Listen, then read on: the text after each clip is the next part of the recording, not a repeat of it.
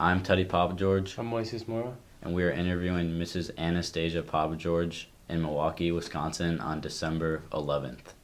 Our videographer today is Leo Correa. How are you doing today? I'm fine, thank you. So the first thing we're going to start off with today is when were you born? My birth date was March 15, 1932. And you know, March 15th is considered the Ides of March. You probably don't know that. But anyway, March 15, 1932 in Milwaukee, Wisconsin. Okay. As part of your childhood, what was your household like when you were growing up? Well, I was growing up in a Greek household. Now, I'll backtrack. My dad was the first Greek boy born in Milwaukee of Greek parents. Oh, okay. And that was in 1903. And my grandparents established a business, the grocery business, from that time on. So it was always a very family-oriented growing up atmosphere with all the aunts and uncles, and every Sunday we had to go down to my grandparents' store, which was on 4th and National, and all the cousins were there and aunts and uncles. So it was a small, big family, if you want to term it that way. Did you have like anything to do with like the stores that your parents owned? Like, did you help out or? No, the girls were not allowed to go into that, my sister and I. It was just my brother Bill and Nick who, we would go to the grocery store. Mm-hmm. And my dad's first grocery store was on Knapp Street on the east side. And then when it became Foods of All Nations, he moved to 44th and Lisbon, and it was called Foods of All Nations and that. But, we would go in, help if necessary, but nothing, no specific job, let's say. Okay, so you grew up pretty much across the street from where we go to school today. That's right, on 34th. Yeah. And, well, let me put it this way. Our original home that I can remember was at 1247 North Milwaukee Street. And from there, we moved to 525 North 34th Street, and 34th Street was considered out in the boonies then because, being on the east side there, we thought, where are we going? And then we moved this way, Westmore. So what was your question? What was like the neighborhood like back then? Like, wasn't there like an auto? Well, you mean on 30 near the near Marquette? Yeah. Now? Okay, you're right. Our house was at 525 North 34th Street, and that was the side street.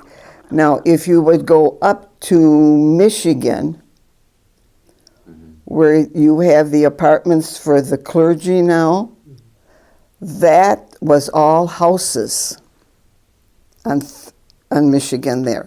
But now when you go to 35th and Wisconsin, which would be where your parking lot is now, there was the mobile station, and it had a pagoda roof.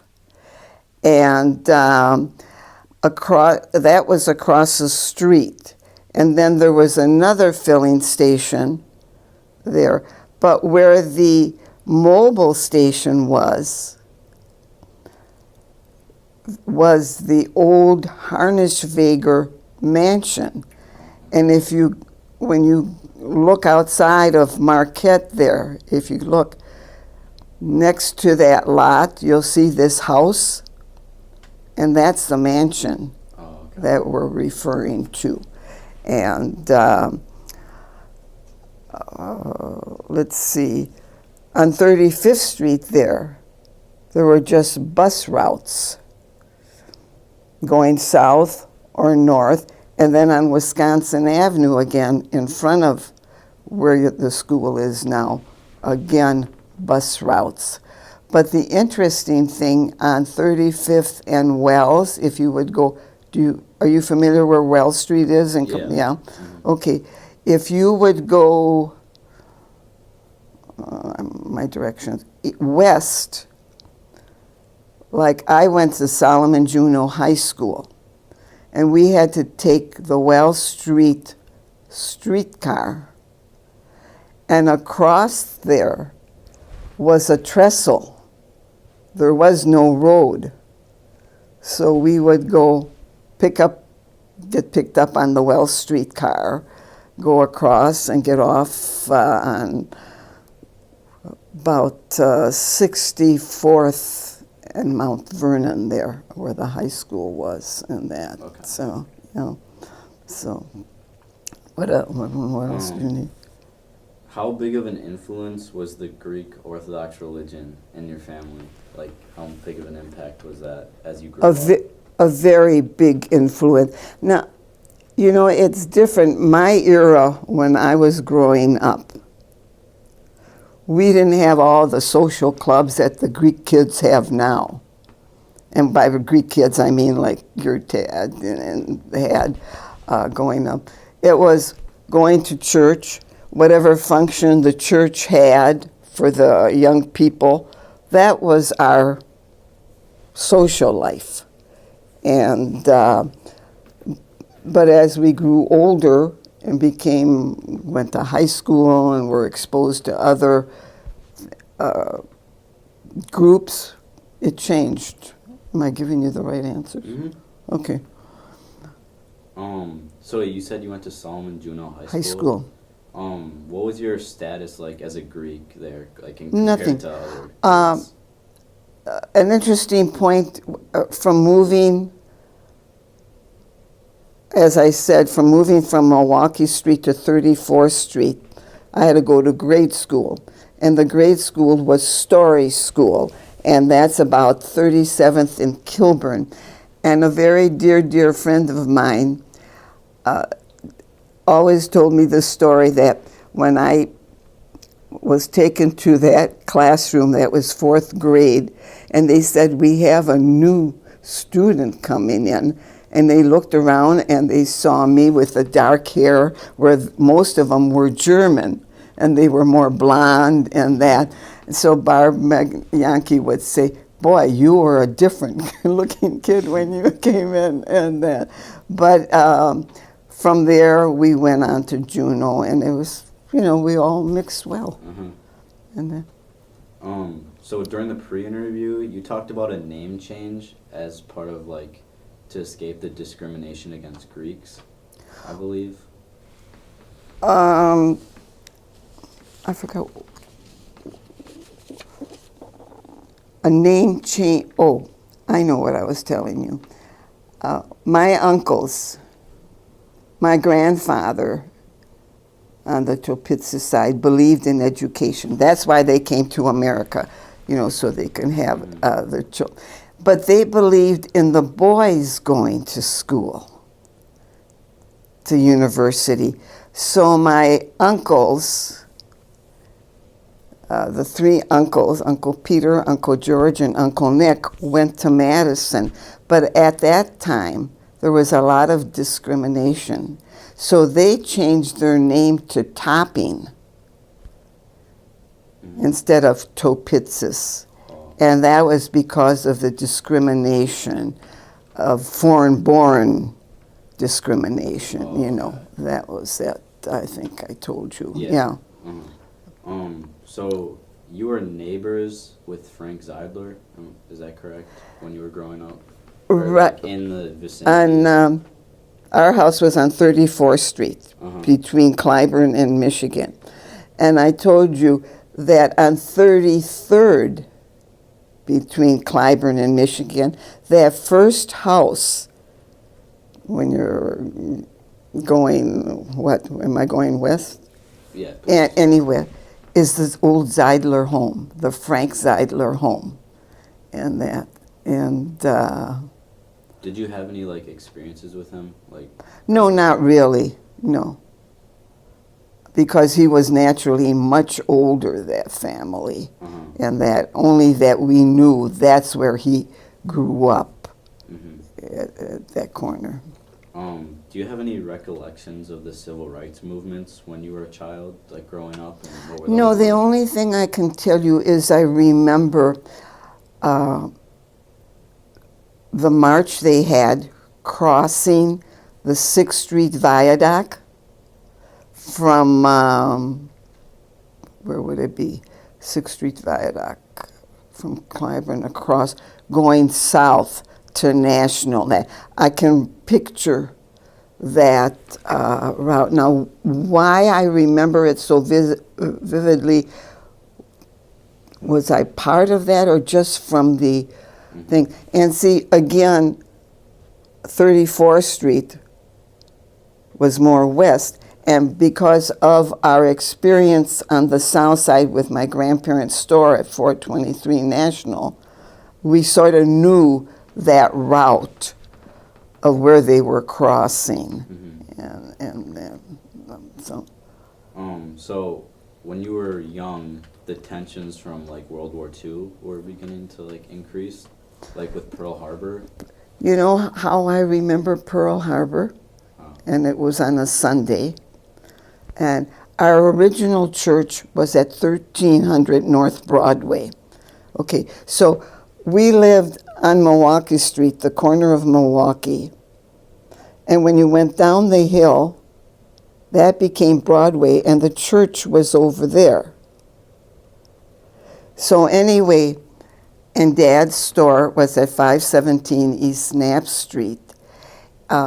So I remember walking, it was after church, walking up and hearing extra, extra, extra, and it was a newspaper saying about Pearl Harbor, that we had been bombed.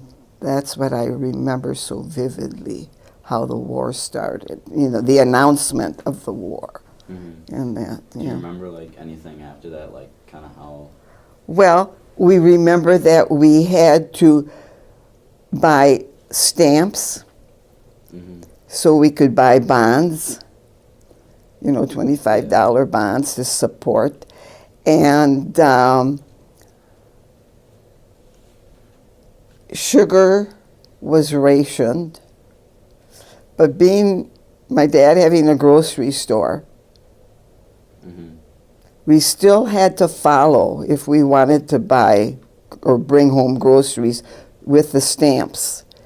And then my uncles going into the service, Uncle Nick and Uncle Memo, and we were very concerned about them. Now, Uncle Nick was stationed overseas, but he was with more or less the intelligence, so he wasn't on the, and Memo too, not part of the war front. They were younger and that, so. Was school different like during that? Like, was the school atmosphere different during? No, I don't think so. We were all very proud that we were Americans and we were winning, let's say, and that, Was there like any specific like emergency, like? We had what do you call it? Drills. And we were told we had to go, let's say, into the gym or wherever our site would be, and that. But I do remember June when the European war ended, and there were bells ringing and that. And then I was in the 8th grade at Story School. I remember that, yeah. And that's it. So. Did anything change with the relationship with the German students as a result? I'm sorry, I didn't hear you. Oh, my bad. Did anything change with the relationship with the German students as a result of the war? No. I think, there's one instance that I do remember, and I don't remember her name, like from 34th Street, We would walk. Story School was on, if you would go up to 35th, you know, and then go whatever direction that is. That's Story School. But walking from, now we would walk from 34th Street, go up 35th, if my dad didn't take us by car. And so there was a group of us walking. But I do remember this one girl, she must have been German,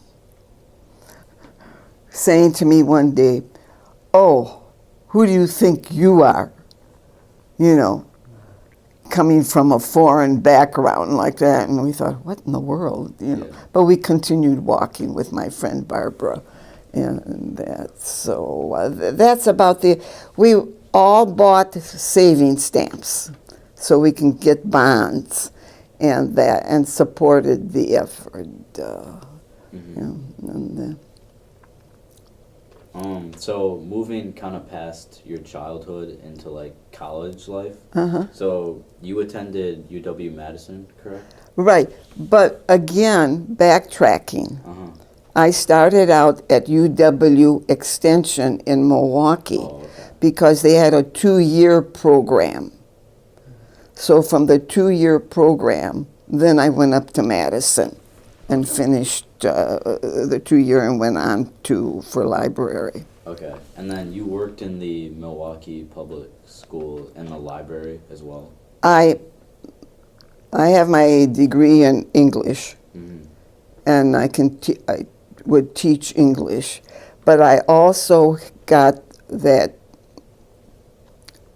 let's say the other minor in library science, and then I taught in the young people's room at the Milwaukee Public Library downtown, and that was the greatest experience. Yeah, what were those experiences like? Like any specific the memories? And I was called a junior librarian. I wasn't the real librarian.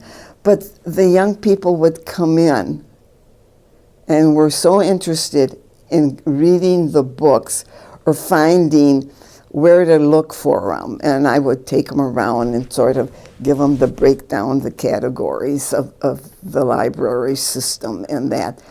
And we would have little reading sessions at a certain time in the afternoon on certain days. And it was mainly the kids who didn't go to school yet, you know. And that's, growing up in Milwaukee was a wonderful experience as far as I'm concerned. Not proud to be a Milwaukeean, proud of my background, my ethnic background, that we still held on to it. And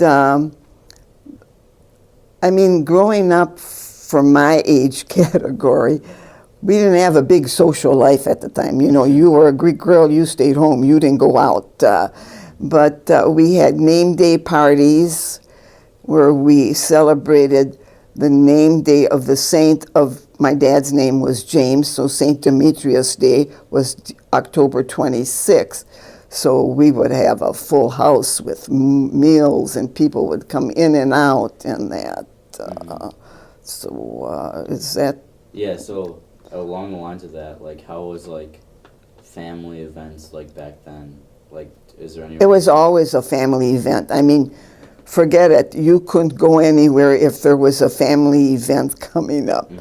And or a church holiday that may have had a social aspect to it.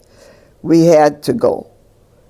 That was it growing up. And little by little, again, after being exposed to the high school, we had a little more free time to go to the so-called high school events or dances that may have been held. And that's it, yeah.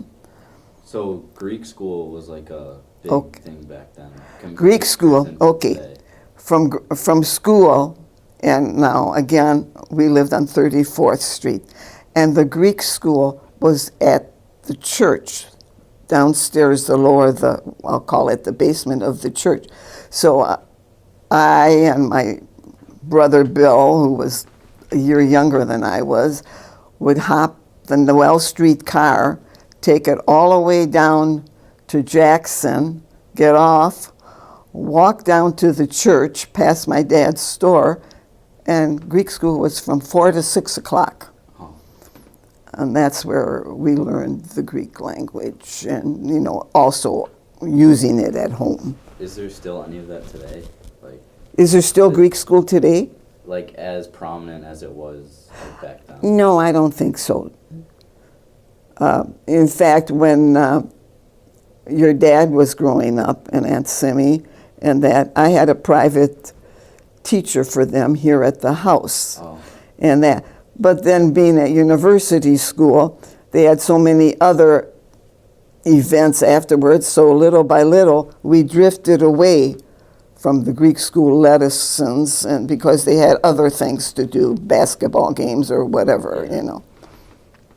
So prior to the interview and kind of relating to like the Greek church and everything, it was a significant event when the Greek church was moved, correct? That was when the Greek church moved locations. Like, what was that Okay. kinda like? Our church, again, down on Broadway, was established in 1904. So my grandfather and his two brothers were very instrumental in the building of that church. And then the board decided we had to move because a lot of the families had moved from that area, and there was, you know, a relocation. And they found the property up here on 92nd in Congress. And I remember a lot of people saying, where are we going? It's so far out. And that. And then when they brought the Frank Lloyd Wright idea in, that was the drawing point of everybody happy to be. Now, there are 2 Greek communities in Milwaukee, you know, churches. It's the Annunciation and St. Constantine and Helen on 76 off of North and that. So that's about it. So Stanley Stacey, we talked about him in class. Oh, did you? Yeah, was he like, what was like your relationship and like He, with him? the Stacey family is distantly related to the Topitsis family. Okay, and I don't think any of you would know this, even your faculty. Stanley Stacey's daughter just died, and her name was Valerie Terrace, and it was in the paper last Sunday. But I went to Greek school with her because her aunt was one of our Greek school teachers. But Stanley had the foresight to go with Frank Lloyd Wright to bring the thing. And does that answer your question? Yeah. Yeah, and in terms of like Frank Lloyd Wright, I know like he was kind of like a prominent like architect in Milwaukee. In Wisconsin and in the world. Yeah. And I'm pretty sure he criticized a couple of other architects in Milwaukee for... I don't recall that, but you know, before building our church, he has a lot of houses that he built on the south side. In fact, there was something in the paper just recently about it. I forgot the location. And the idea of coming way out here split a lot of people from our Annunciation community, and they stayed with St. Connie's. And St. Constantine and Helen then had a church on about North 5th Street. I don't recall the exact location. It was down there someplace. And that. So, jumping ahead a little bit, is it true that that your family was responsible for bringing the Beatles to Milwaukee? My uncle Nick Topping, who was my dad's brother, but one of them that changed his name.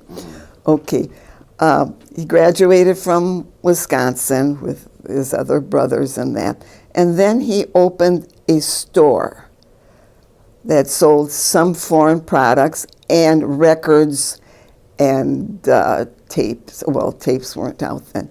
And yes, he was responsible for bringing the Beatles to Milwaukee on that September date. And I was supposed to go to that because Uncle Nick had given us all tickets. But I was pregnant with your dad. That's when he was born, so we call him the Beatle baby sometime, yeah. And yes, Nick Topping was responsible for first bringing the Beatles into Milwaukee. Yeah. So, in terms of like sporting events throughout Milwaukee, the Bucks, their championship, I forget what year it was, like 1973 maybe. The Bucks, or are you talking about the Brewers first? The Bucks. Okay. When they won the NBA Finals. Yeah. Was that a big thing for Milwaukee? Oh, to yes. Have yeah. What was that like? Do you recall? Well, I remember we had tickets. Pooh and I, had tickets, so we would go to the game.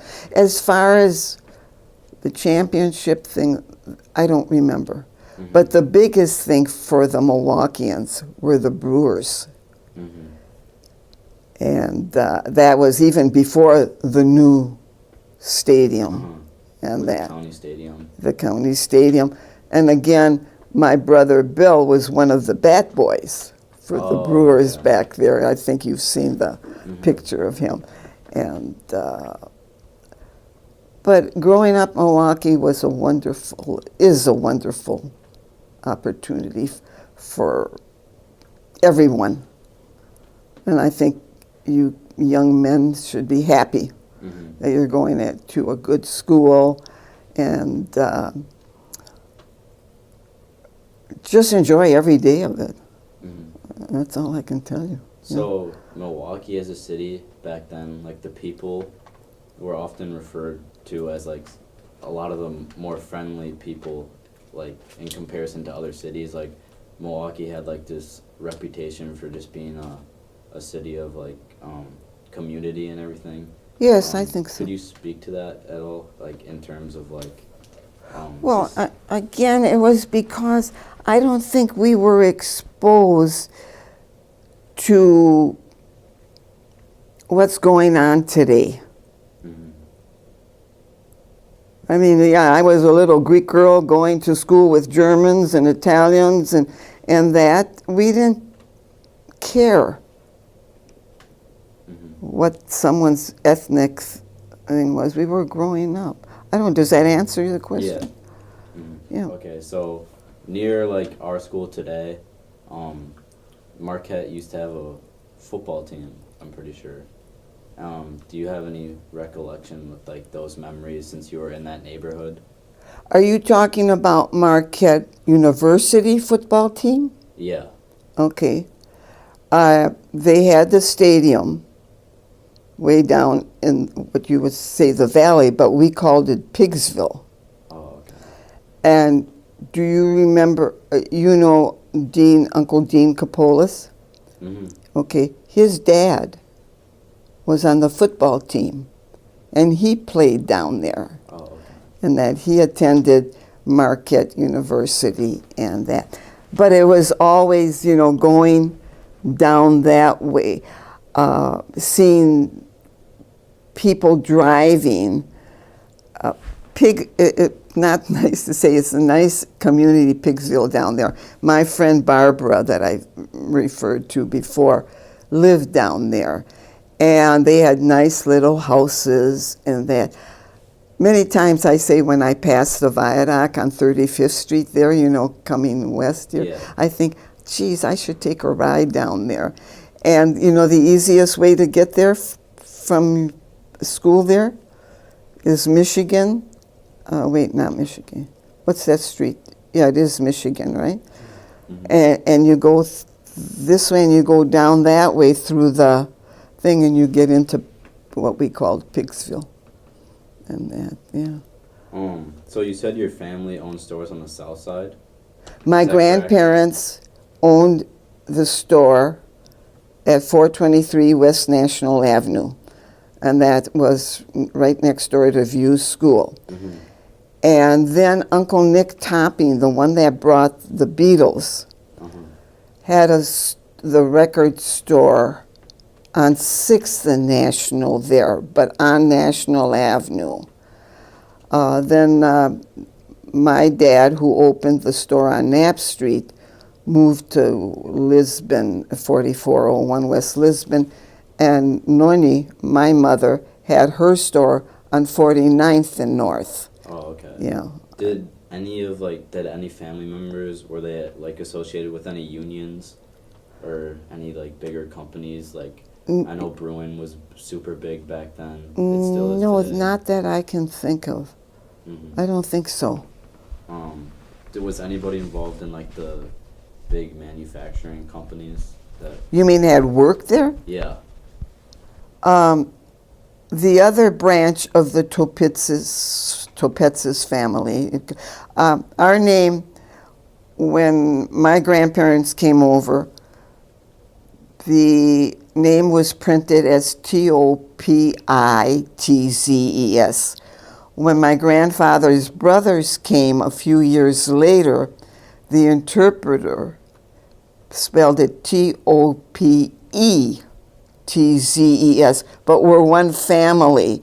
And, but that was all that I can recall. And that.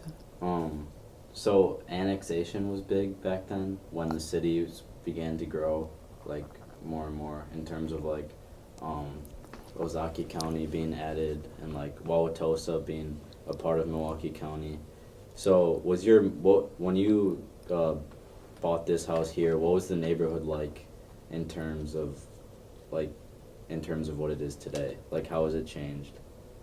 Luckily, this area has not changed since the time we bought it. I remember, though, like I live here, and my mother had a house on 97th, which is around the corner. One of your classmates, bought the house. But I remember when I would pick up Noni from her 97th Street location to go get Ted. Our Ted attends curative, and his location was way down in the inner city. And I remember Noni saying to me in Greek, Mavro. And I couldn't figure out what she was saying. Finally, I asked her one day, and Mavro means black. I said, what are you talking about? She said, haven't you noticed how all the people who are walking or in cars are black, and I never noticed that. But that's the only thing I can think of that has going, east has changed. So just going back a little bit, you were talking about the streetcar and how that was big back then. And they've tried to implement it today a little bit, but how big of like an impact was the streetcar back then, along with like hitchhiking? And how long was the impact? Or like, what was the impact like of streetcars? Like what was that experience like? Well, it was our mode of transportation to go from, yes, there were the buses, but where we wanted to go to Solomon Juneau High School, we had to board the Wells Street streetcar, but also the streetcar went all the way east after it came back. Like I said, when we used to leave school to go to Greek school, we would take the Wells Street streetcar. Does that answer your question? Yeah. So besides like Pearl Harbor and everything that happened with that, and like the war, like tensions like gaining in the city of Milwaukee, along with all the rationing that you talked about that was happening, what was like the wartime effort like? Like, was there like in terms of like the busyness during that time when the war was going on? Like, Well, all the owners of the businesses followed the rules. like in the grocery business that I can only talk about, is the rationing of the different foods. And you had to go. How it affect, well, then all the factories, Yeah. like Alice Chalmers, and oh God, what's the one? Allen Bradley, what now is called something else, but I still call it the Allen Bradley, and you know where Carrie worked. They were all very productive in building or whatever they had to do for the war. And but again, you know, when the war ended, I remember the whistles and the things for the European war, and then after when Japan, like when we go to Hawaii this Christmas, I'm going to take you down to Pearl Harbor, and you can still see the bubbles of the bombing in there, and that hasn't stopped in, what, 70 years? Yeah. So along the lines of that, like, what role did women play in during the World War, like, effort? Well, that was the first time that really women could go out and work in factories. And I think if you would look through old magazines and newspapers where they have pictures of women, like, there weren't many Greek women that went into that I can recall. But in general, women were allowed to be more free in their ways of employment because of the war effort. And that, so does that answer? Yeah. And then in terms of like a big topic in class today was, or not, it just in general in class is about like how the use of shopping malls has like decreased a lot. Could you like elaborate on like how big like shopping was back then in terms of like going to the mall and like a... Are you asking me about my days of growing up and going shopping? Yes. Like, before the malls? Okay. Yeah. Going downtown, where all our department stores were on Wisconsin Avenue, you know, we had Gimbel's, we had the Boston store, we had Stewart's, this is on the west side, and then if you cross the river, you had Chapman's on Milwaukee Street there.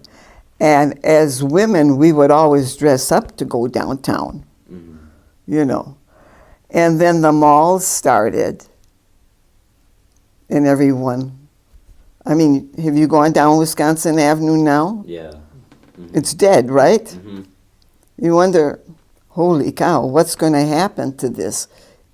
But all the stores moved out to the different malls because people were moving west or east to the Shorewood area, you know, Bayside in there. It's changed. It's not the shopping city that it used to be for a downtown. And that, so... Are you familiar with Gertie the Duck? Yep. What was that like? Because that was we talked about that in class a lot. Did you talk? Yeah, what experience was that like? Do you know where Gertie the Duck? Right over the Milwaukee River. Right. Do you know where? By like the Gimbels, right? By Gimbel's. Yeah. And that was a big, big thing. And you can still see the, what do they call them? The big wooden poles. Yeah. That were Gertie the Duck. And you know what? There was someone from our church, and I don't recall his name right now, who was instrumental in keeping Gertie down there more or less, not, you know, the Chaconis family, that's who it was, yeah. And anyway. Do you remember like how many people would go and like see Gertie, like how big of an attraction? Oh, there were just lines over the bridge there, looking down and seeing Gertie. Yeah, and of course they didn't have that walk on the side of gimbals like they do now. So it was all on the bridge part, Wisconsin Avenue, and that, yeah.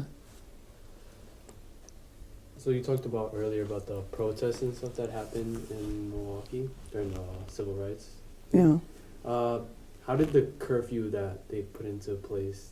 How did what? The curfew. The curfew that they put into place during those protests. You know, I don't remember too much about it, but I know there was a curfew. From the Milwaukee riot, like that experience? Right. And I don't remember too much about that. Just I remember the crossing and curfews, not being able to go out later at night. And that, what's up? I don't know, I'm sorry. If you could, this is kind of an open-ended question, but if you could have kept one thing the same about the city of Milwaukee from like your childhood until now, like what do you think you would have kept the same in terms What of, would I kept the same? Yeah. For the city, I would have kept downtown open. The department stores all down there. But again, the stores were there to make money. So if people moved west, you know, or east, where you go. But I don't know if there will ever be a revival of Milwaukee like the days that I grew up. And mainly because of the business downtown. And yes, now downtown, your younger generation is down there. In fact, over the radio today, I heard an announcement, something that they really want apartments now because all the young people want to move down there. Whether that'll revive the commercial part of it, I don't know. So in terms of like going back to like the time you've lived here in Wauwatosa, did any of the civil rights movements like extend out here during your living period, or No, I don't remember anything like that. Okay. Yeah. And again, maybe because it's considered Wauwatosa, but really my house is Milwaukee, whereas Wauwatosa is, you know, the other side. And that, and we had to stay in Milwaukee because of the special schools for Ted, and that. So, does that answer your question? Yeah.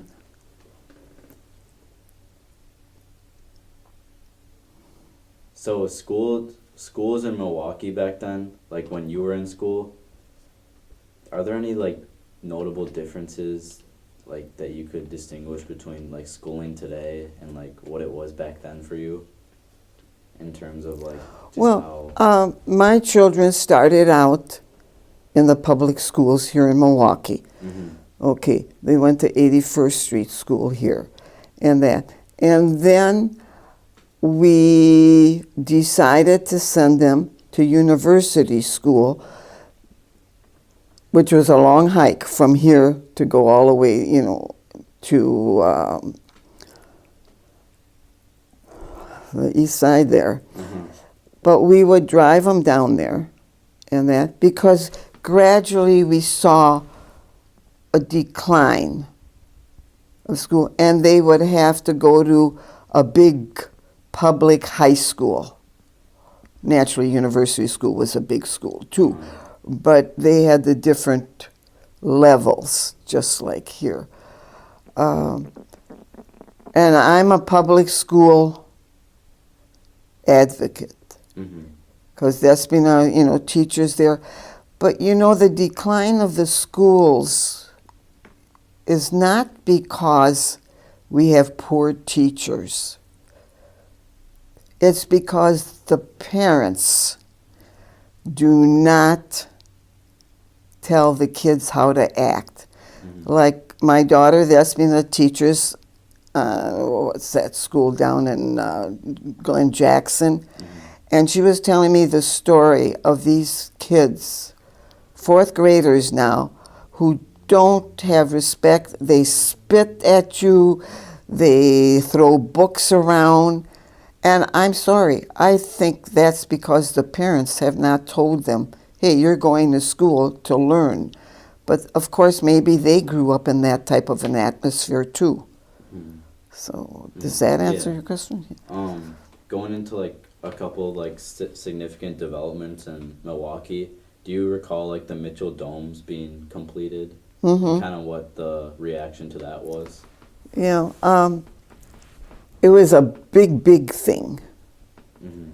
And I remember because sort of knowing the South Side, because my grandparents living down there with their grocery store and going up towards 27th Street, that was a big venture. And that added to the prestige of Milwaukee, I think. Yeah. You were familiar with Henry Meyer as like Mayor Meyer, Right. and he pretty much started the whole Summerfest thing, like on the downtown. Downtown, yeah, by the lakefront What there. was that? What was that like when like Summerfest first? Well, it was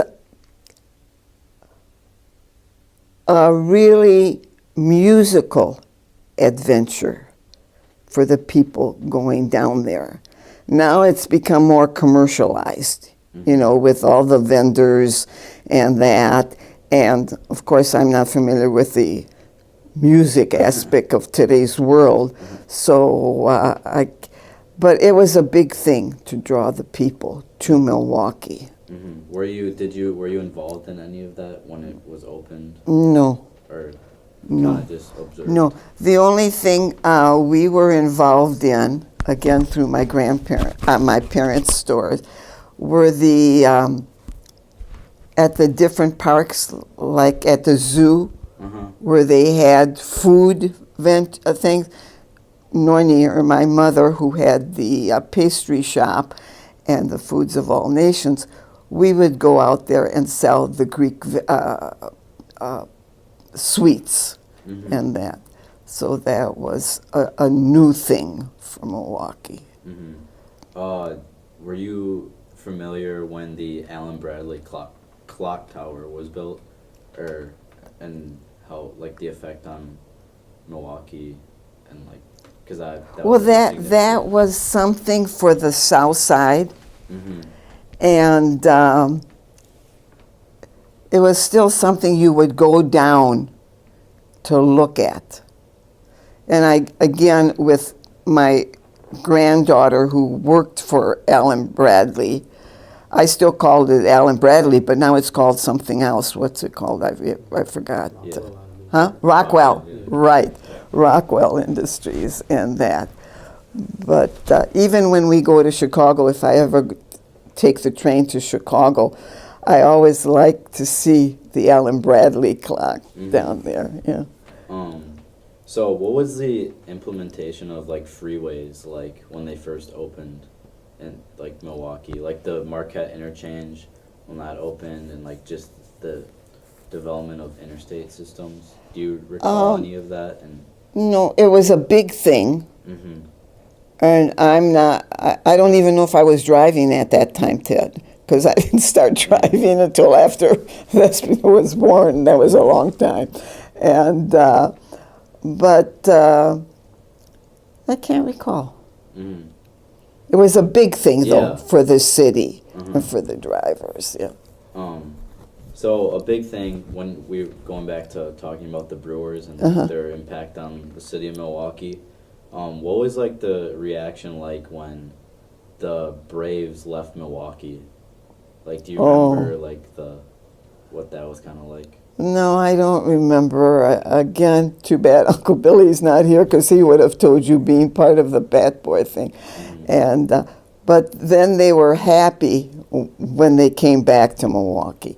That made brought Milwaukee back into the news, let's say, because of the sporting event. So when the Brewers' first game, do you remember like what the Milwaukee community was like during that, and kind of on the radio or anything like? No. The one thing that I do remember is when the games first were here, how people would get dressed up to go to the games, whether it was a basketball game or a football game or a baseball game. Mm-hmm. Yeah, whereas now, you go any way you want. Yeah. Yeah, that was the impact, I think, more than anything that I recall. But it brought Milwaukee into the national news, being a sports town.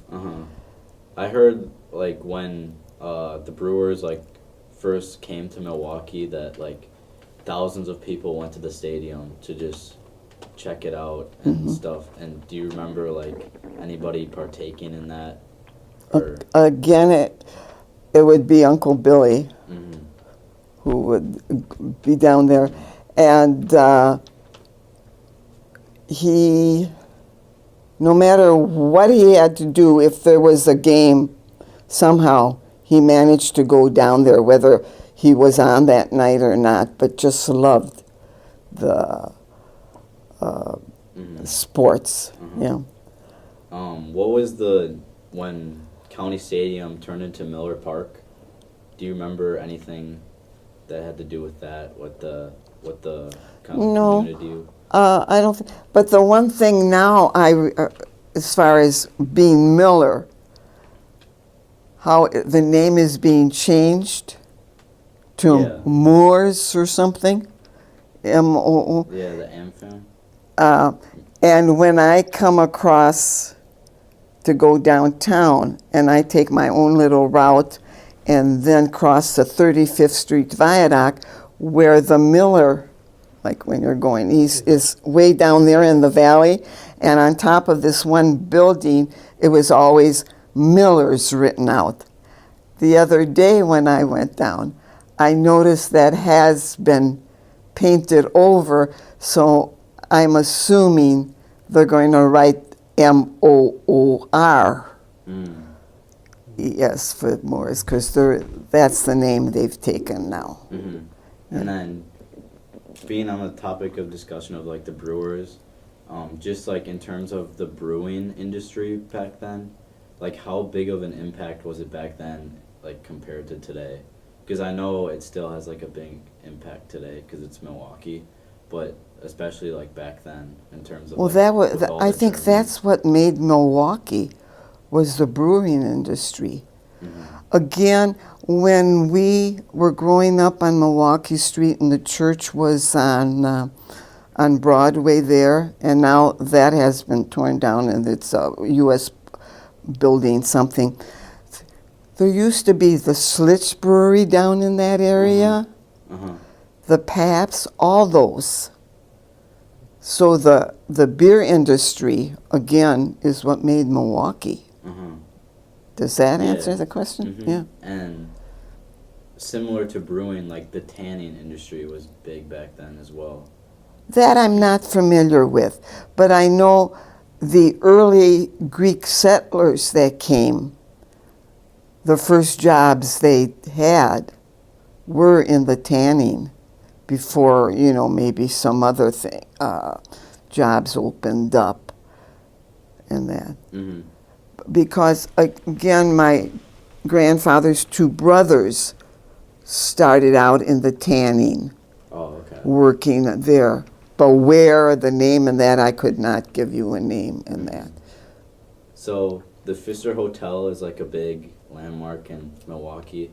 What are your kind of experiences with that and just the overall building and kind of? Well, the Pfister Hotel, as it is now, is always a very prominent location to have affairs at. And a lot of our Annunciation Church events, big events, were held in the ballroom down there. I got married. My reception was at the Pfister on October 26th. And then Aunt Simmy's again was there, and you were part of this recent wedding at the Pfister. And so it's the place. Yeah, for sure. For sure, yeah. In terms of like just as like a Greek society as a whole during like early Milwaukee, like what was the main reason like for Greeks to migrate to Milwaukee? Like what were the main reasons? Like why was Milwaukee such a populated destination for Greeks during? Well, I think mainly because either they had relatives who brought them here. How my grandfather came in 1903 to Milwaukee, or why, I would assume it was because of the factories. You know. The large, like... Yeah, job opportunities. Okay. Did Greeks have like a... Like, what was their impact like during the war? Because they were foreign, so I don't know, like, what that... Well, they were very proud to be Americans. The majority, you know, quickly got their citizenship papers and that. I remember helping my grandmother on my dad's side study the things for going to get her citizenship paper, because she wasn't that fluent in English and that. And we would question her, give her the different questions that we knew were going to be asked, you know, and that. But no, their main goal was to become citizens of the United States. Okay. And that. What were like the main jobs that Greeks took up, like in Milwaukee? Was it similar to like your parents and like starting bakeries and stuff, or was it like more manufacturing? I would say very few went into their own businesses. The main group went into factory jobs. Is that, you know, but their main goal of the early immigrants to educate their children so they could be educated and to be, you know, more like in teachers and things like that. So in terms of just Greek culture, like when Greeks came to like Milwaukee, did Greek culture like spread in a like vast way? Because I know German influence was huge in Milwaukee back then. Milwaukee was a German city from way back. No, I think the Greek exposure was more or less because of the two churches. You know, you had your churches, that you were happy to be in America. You worked hard, but you still maintained your ethnic and religious beliefs. Yeah. In terms of like talking about the churches, could you elaborate a little more on like the prominence of Frank Lloyd Wright in Milwaukee? My feeling is, yes, we had a beautiful church on Broadway, okay? But the minute our Annunciation Church, designed by Frank Lloyd Wright, was built out here, that brought the Greek Orthodox faith into the picture of the Milwaukee. I think that drew... there's a Greek church, you know. Yeah. Whereas before we went on 1300 North Broadway, okay, there was a Greek church, but we didn't know about it. They didn't know about it, but it was the That's my feeling. Other people will tell you, no, that's not true. But I think that's what created the interest in the Greek Orthodox religion, the church. It's sad to say a building did that, but yes. And now you still see people coming in on Sundays to see the church, or when they have tours, the lines are just long. Mm-hmm. And then, How would you compare like Greek culture back then to Greek culture today? Like, is there any difference, or like a decline or incline, or like the status of Greeks today in like the city of Milwaukee?